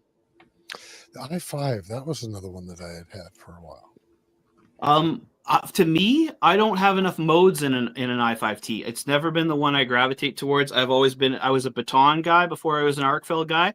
5 different brightness settings, excellent moonlight mode, really nice on turbo. But then I became an Arcfeld guy because you get those same brightness settings and the laser and the UV.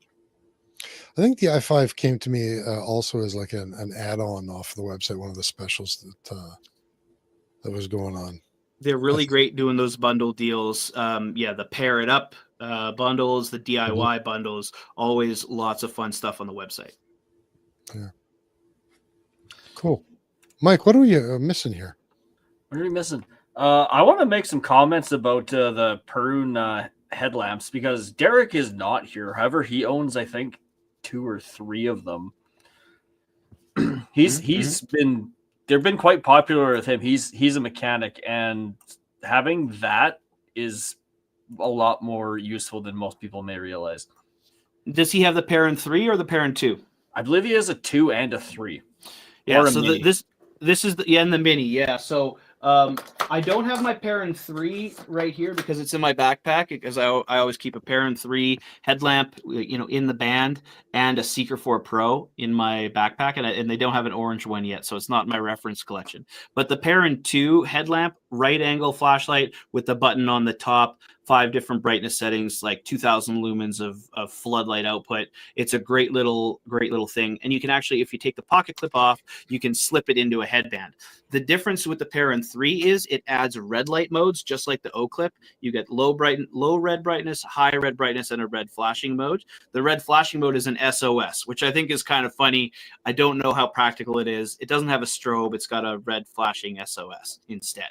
The other thing to comment about the Perun 3 is that the headlamp is made out of steel, which is really practical for popping the headlamp on and off of the mount. If you want to take it with you, put it in your pocket, you just pop it right out. If you want to put it on your headband, you just pop it right in. The steel headlamp mount plus the aluminum anodized finish, especially if you get a fancy color, it can cause some scratching. So if you want to buy a fancy Perun 3 for display purposes, buy a midnight blue one, which is available now. If you want to buy one for work, buy a black one because it scratches less in the steel headband. Very good. Okay. We've been avoiding talking about the elephant in the room. A couple of people in the chat have tried to talk about it a little bit. We touched on a couple of things about it, but let's talk about the elephant in the room. Let's talk about Olight issues. Let's hit it. But Olight has had so many SKUs, and it kind of almost seems inevitable when you sell that many flashlights and that many different models of flashlight. Something's going to happen at some point. So let's talk about what has happened with Olight. What have been the biggest, would you say, issue or issues with Olight? Yeah, for sure. Of course, as my cat tries to jump on here, this is my cat Miles. So he right on cue, as if we were going to talk about some negativity. This wonderful little rescue cat came up to say hello. Okay, thanks, Mike. Right on cue. Appreciate it, buddy. Yeah. Now I got it, buddy. There are a lot of legitimate gripes, and I think Olight in some ways is a victim of its own success because they have been rewarded tremendously by the loyalty of their customers to be in a position where they can have the resources to release new flashlights all the time and have the demand to release new flashlights all the time. So sometimes, not all times, they will push a model out to meet the demand that doesn't quite have all the stringent testing that is required to suss out some of the issues. So that has happened a few times. Some are worse than others. One of the issues that we had was an issue with the charging case not properly communicating with the flashlight, causing flickering. But if you got if you got a model that flickered when you put it in the case the wrong way, we set you a new one. And if you have these issues that we stand by the product, we're going to get one that works right for you. Another issue that we have is there has been an issue where faulty batteries have caused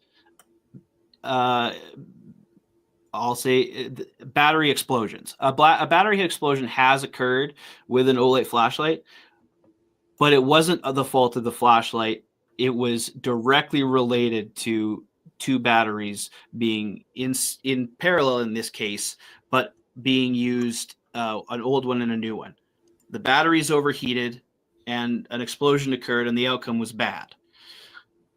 Since then, we've avoided that issue by using our own proprietary batteries, by having some of our pistol lights requiring Olight CR123s to ensure quality. And so that's one of the ways they got around it, is by leaning into the Olight branded batteries. So what I actually don't know the one you're referring to, but what you're referring to is was a pistol flashlight. Yeah, I believe it was. I believe it was a pistol flashlight that exploded, and it may have happened on one other occasion. Explode, because we like using that term when we're talking about batteries, but usually they just ignite. The problem, relatively quickly. This one was compressed and exploded. Well, they're a waterproof, airtight flashlight, so if the battery goes, it's going to go in a tube of metal, and that tube of metal becomes the pressure vessel. So it's super uncommon, not something that this may literally have only happened one time. And, people kind of run with that as something that you can say in the comment section to get a rise out of people, not saying that it didn't happen. But it definitely happened. Yeah. Well, but it also seems to like the whole reason that airlines regulate batteries is because of a Samsung phone that ignited on an airplane. I mean, and they lost more people than we did, for sure. Yeah, like it's bound to happen. Lithium is a very imperfect technology. I don't think anybody really has any questions about that. I mean, it happens. It's happened to multiple Tesla vehicles. We have all these demands for all of these products, and then within the limits of technology, companies are providing them, and then we get pissy when something happens with them. I mean, it's a limitation of technology. It's not a.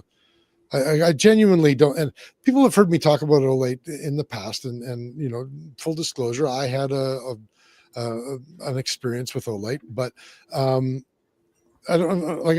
I'm going to defend Olight here for a second. Like, how do I put this?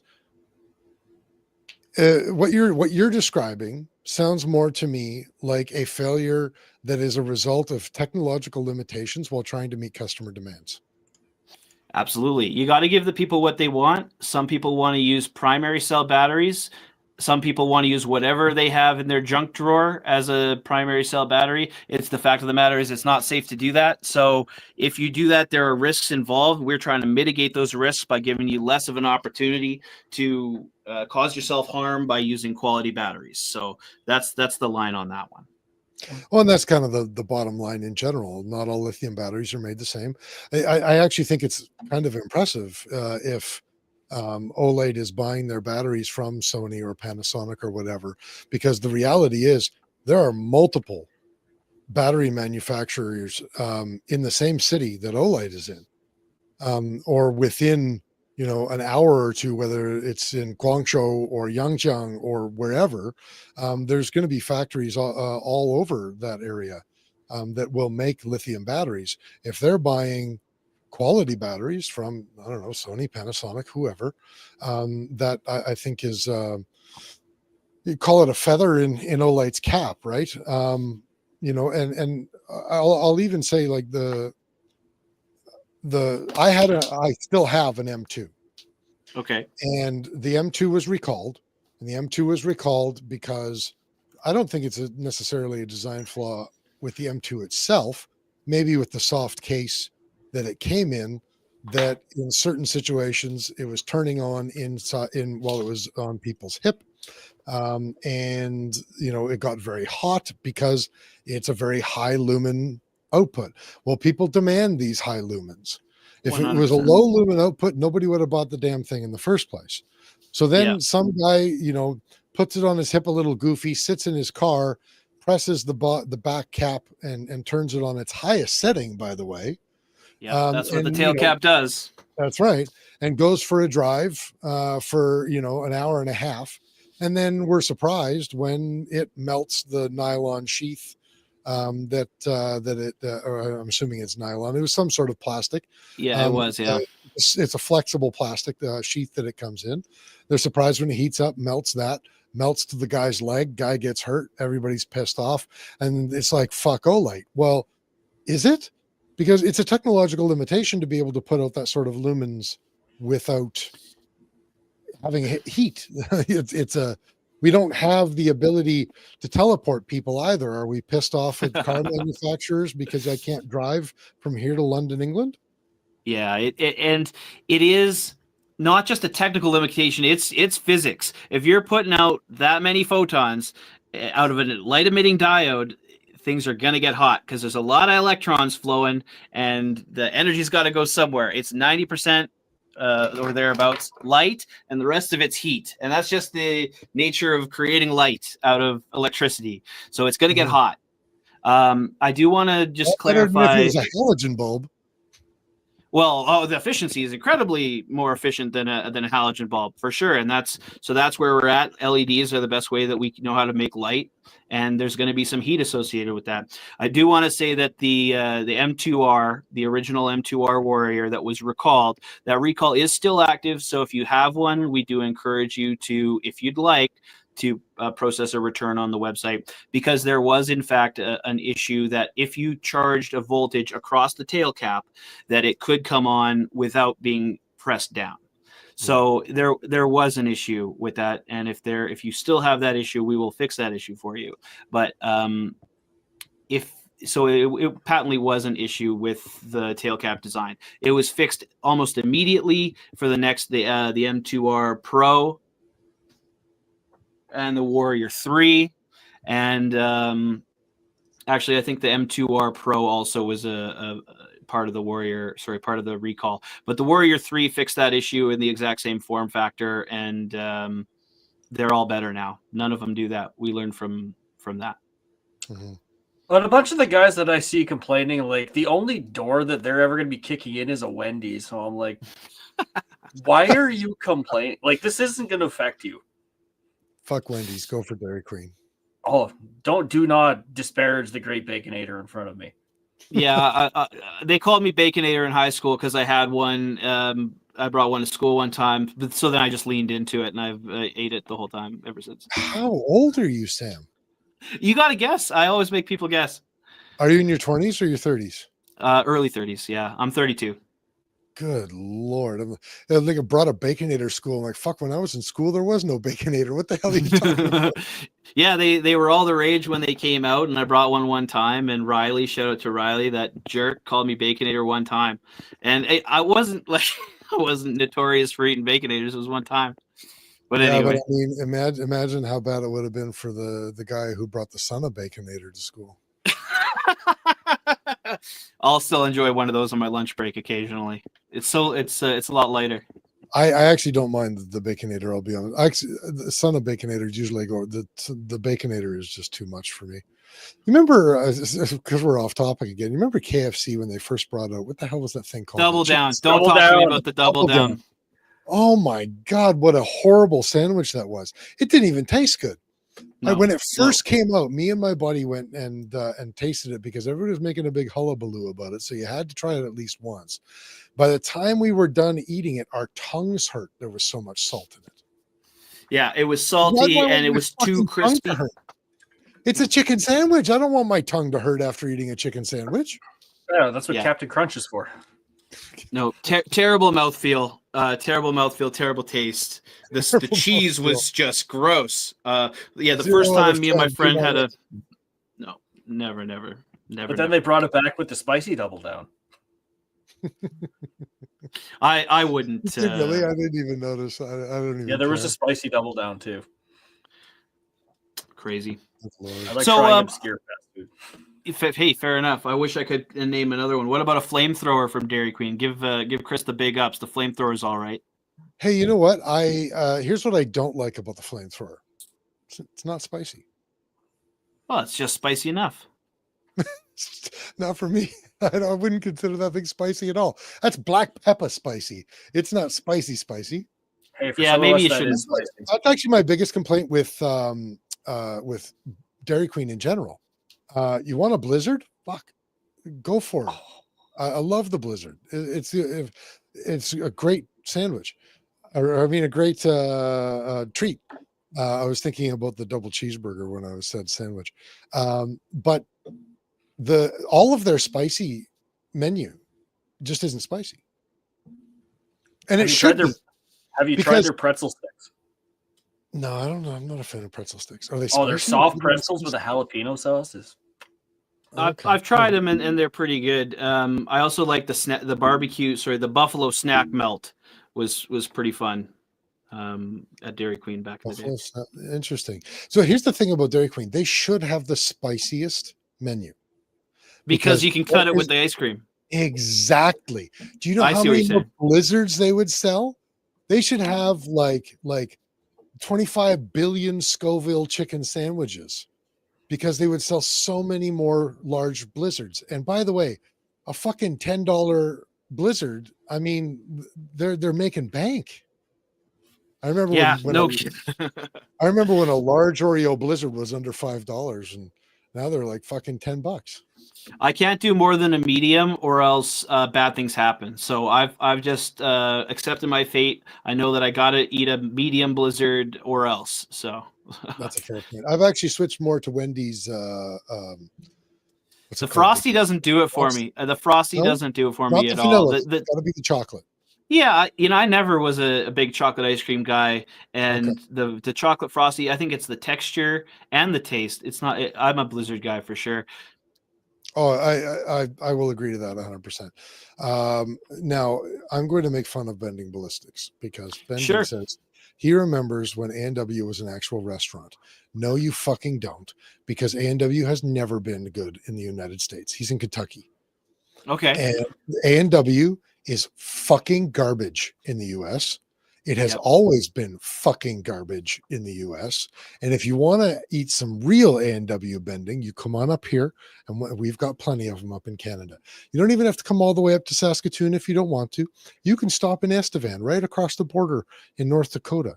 And if you have one in Fargo, then you come have one in Estevan, you'll emigrate into Canada, even with our current prime minister. It's just just throwing it out there. Show up for the Apex Rocky Mountain Challenge in July. And come shoot the match. Plenty of A&Ws. There you Papa go. Burger, love it. Yep, I'm a Teen Burger guy. I go with the Teen Burger. Some of the best tomatoes I've ever had have been on a Teen Burger. Great option. Have you had A&W in the US though? Oh, I don't know. I think last time I was in the States, we just did McDonald's, Burger King, Taco Bell. I don't think I did. Burger King is pretty good in the US compared to Canada, but A&W, it's a completely different restaurant. They don't even have the same menus. Like I've heard of that for sure. Yeah, the Burger Family menu doesn't even exist in the US. And their food is an absolute hot mess. I accidentally I had one intentionally, but I unfortunately tried it. When was it? Last March, I was driving from Saskatoon to Orlando, and I was like, A&W. I had never heard this before, and so I come by an A&W. I'm like, yeah, I could go for a Papa Burger. I walk in, I'm like, there's no fucking Burger Family. So I tried their burger. It was just disgusting. I don't know how A&W survives in the US, but yeah. There you go. What do they call it? What do they call it if not a Papa Burger? Like a double I actually don't cheeseburger? remember. It was something like that. Like they don't have the fun, funky names, and they don't have that little squat fat guy that that does all the commercials. Like those are entirely Canadian. Yeah, That's I love that guy. Canadian. Watching watching the commercials on a CFL game, watching Buddy Yeah. over there. Like, hey, I'm a man on the street, and this is my cheeseburger. Eat it. You're like, are people really falling for this? Like, where's the nearest A&W to the parking lot you're filming your commercial in? Like, Absolutely. Now, one thing I will agree with Bending on, they have Chick-fil-A. they do. Yeah, Chick-fil-A. I've driven by several Chick-fil-A's when I was down in Texas. I never stopped in. I probably should have. But last time I was in the States was before Regina got a Taco Bell. So that was my big my big stop while I was down there. Jens and Kurt. Kurt and our resident grumpy German Jens. Both of them were not impressed with Chick-fil-A. Oh, interesting. We were in Vegas 2 years ago for SHOT Show. And was it 2 years ago? Yeah, I think it was 2 years ago for SHOT. And I took them to Chick-fil-A, and Jens hated it. And Kurt was like, eh.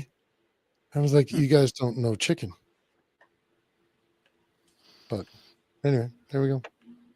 Can I steer us back on topic for a second? Please. Oh, no.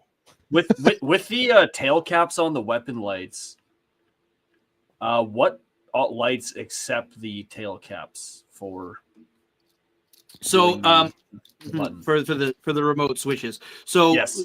Generally speaking, you're gonna be the safest bet is to buy the weapon light and use the tail cap that came with it. So the Odin S has this S-Rod V2 like switch. I don't know what S-Rod stands for, but sorry, my cat's down here as well.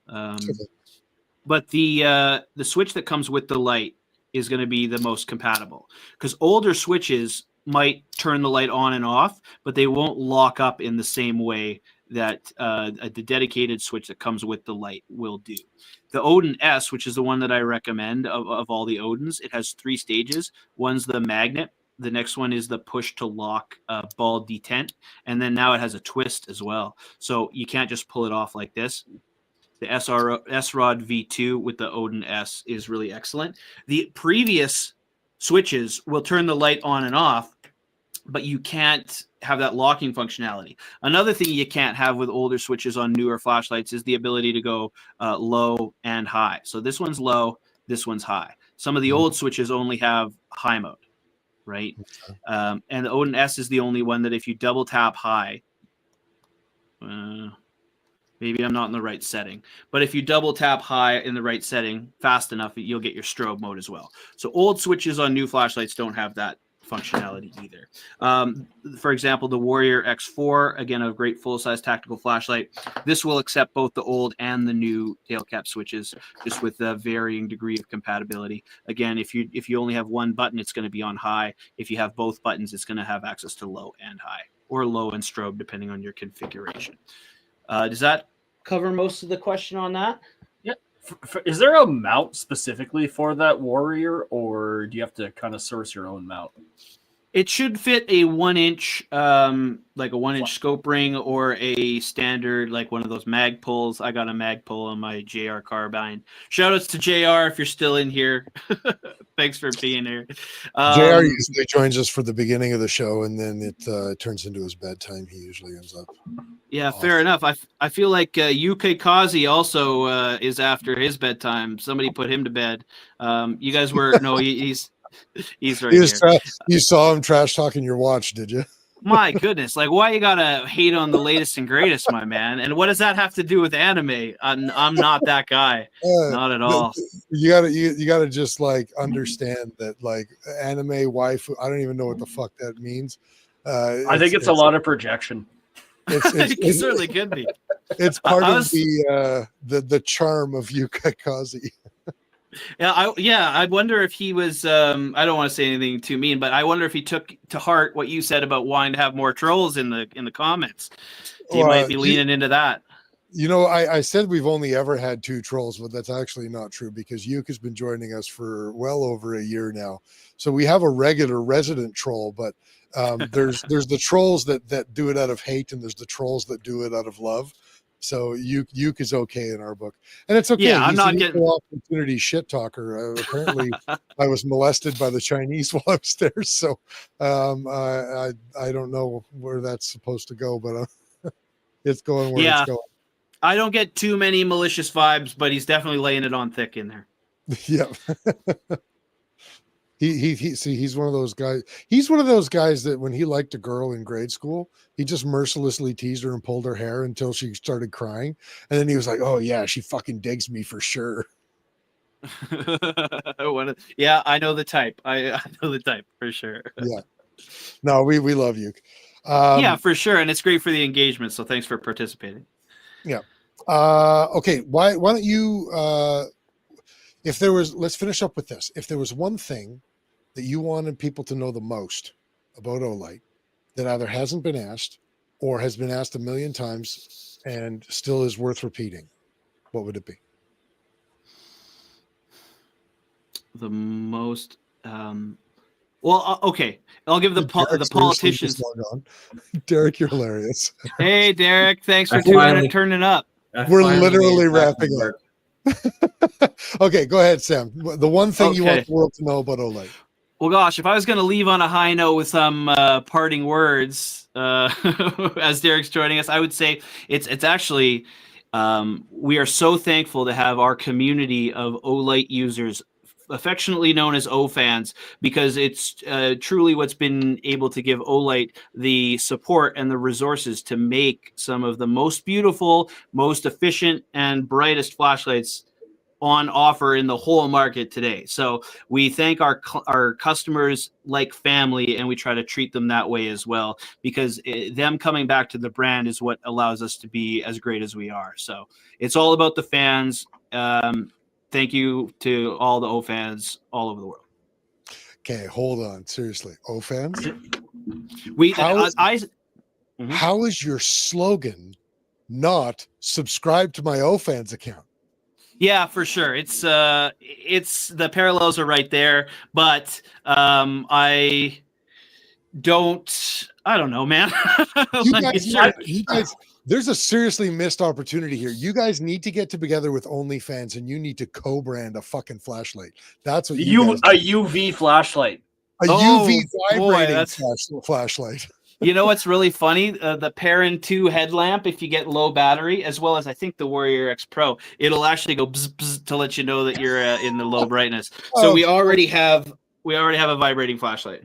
The number one flashlight for O fans, the vibrating low battery one. Yep, totally. That's awesome. I love that. So just in conclusion, subscribe to the Olight Canada YouTube channel. I try my best to make engaging product videos on there. Join us on our Facebook page, the Olight Canada fans group, because we have great resources, more than just my yapping ass. You can get resources from a bunch of those community members that we appreciate so much, Olight Canada fans group. And then olightstore.ca, using the link in the description. Black Friday's on for a few more days. Fantastic. Post that link again, Mike, real quick while we're there. I was going to tell you to plug all your things, but you did that all on your own. So that's awesome. Unprompted. That's great. I gotta pop. Do we want Derek to get a word in edgewise? What do you got there? A word in at the very end. So I'm a big baton. Are you guys hearing him? So there we go. Okay, now he couldn't hear you for a sec, Derek. You can start. Okay, yeah. I'm a big baton 3 fan. I'm a heavy duty mechanic for work, so all I like to do is I like to put it above my dominant eye, and it's actually better than a headlamp, because a headlamp, you're up here and your kind of angle is down right above your dominant eye. That's best for looking into small tight areas, like into a wiring harness, into a corner of a machine, into that really awful bolt to get to. So I pretty much run this every single day, and I beat the shit out of it. You can see the end is been dropped 1,000 times, and it still chugs. So you heard it here first. The Baton 4, being able to see into tight spaces, it is the flashlight of choice for mechanics and gynecologists. Yeah, exactly. Yeah, as long as it's online, I can definitely see it being really articulate if you have it there. The angles, the sight lines, all being really perfect, and you can get one in the Jolly Roger Squadron fighter jet finish as well. And now we know that Derek is right eye dominant and Sam is left eye dominant. Exactly. Mm-hmm. True. I don't know why you just blaming Canada. I don't know. Oh, you highlighted the wrong comment, didn't you? Yeah, I highlighted the wrong comment. See, another lover of the Baton 3. So, Hey, Mike, do me a favor. Drop the link I gave you, not the generic link, because I want people to know Sam sent them. Okay, I can do that. Thank you. Okay, so we're gonna re-drop that link then. There's another link. I mean, Disregard the other link. Really it's all quickly for gravy. our It's all audio gravy. listeners, for the audio listeners, why don't we say the link here as well? Olightstore.ca. Oh, Olightstore.ca. Oh no! Yeah. Hey, if you're not gonna be clicking on a link, just go to olightstore.ca. Yeah. Otherwise, it's olightstore.ca / OS equals capital BVN small L ampersand small OC equals capital Y YouTube. Yes. So click on that link right there, and Yeah, that one. but my YouTube channel does have a capital I, not an L. my YouTube channel has a pretty sick URL. It's youtube.com/olightcanada. So type that in your browser. But then you're piping smoke it. Indeed. Awesome. Well, thanks for coming, Sam, and talking to us about all things Olight. Everybody who's still following us, make sure you check us out at facebook.com/BS podcast. On our website, bspodcast.ca. We are on the Instagrams, Ballistically Speaking Podcast. On YouTube, /BS_podcast. You can email us at info@bspodcast.ca. You can email Mike and Derek directly at banyak@bspodcast.ca. And as always, we'd like to say a massive thank you to all of our sponsors and all of our listeners. Without you guys collectively, we wouldn't have a show in the first place. We're talking about Shane and Steve, Miles, Carrie and Cappy, Duncan and Rob, Phil, Doug and Nisa, Vanya and Carly, Oscar, JR. Thank you all an immeasurable amount. And thank you, Sam, for coming on tonight. You're welcome. Have me on next Black Friday as well. That's pretty cool. Thanks for the timing. It was awesome. We'll make a usual Black Friday event out of it. I'd love that. Hey, if I can't be on the same podcast more than once a year, you'll get tired of me. But yeah, same time next year. I love Yuka Kazi's sign off here. Another fun podcast. As always, go fuck yourself. I really hate you. You just have so much difficulty expressing your emotions, my friend. I see where he's coming from now. I see how it is. Now you see how it is. All right, everybody. We'll see you all. Wait a minute. We do have a show next week. Yeah, we have a show next week. Absolutely. Yep. We do. So we will see everybody the next couple of weeks. Yeah, I keep thinking it's like Christmas is like 2 days away or something.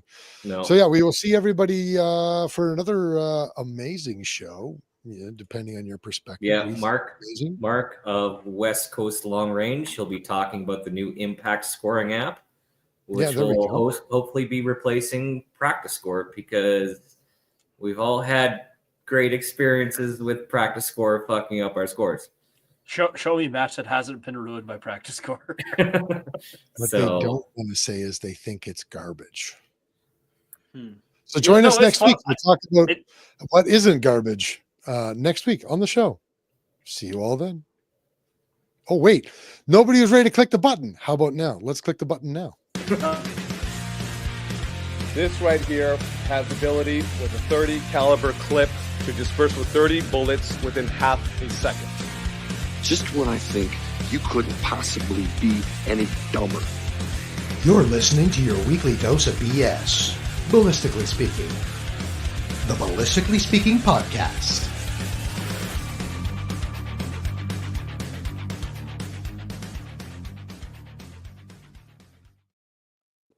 Why are we still on the air? I clicked end stream.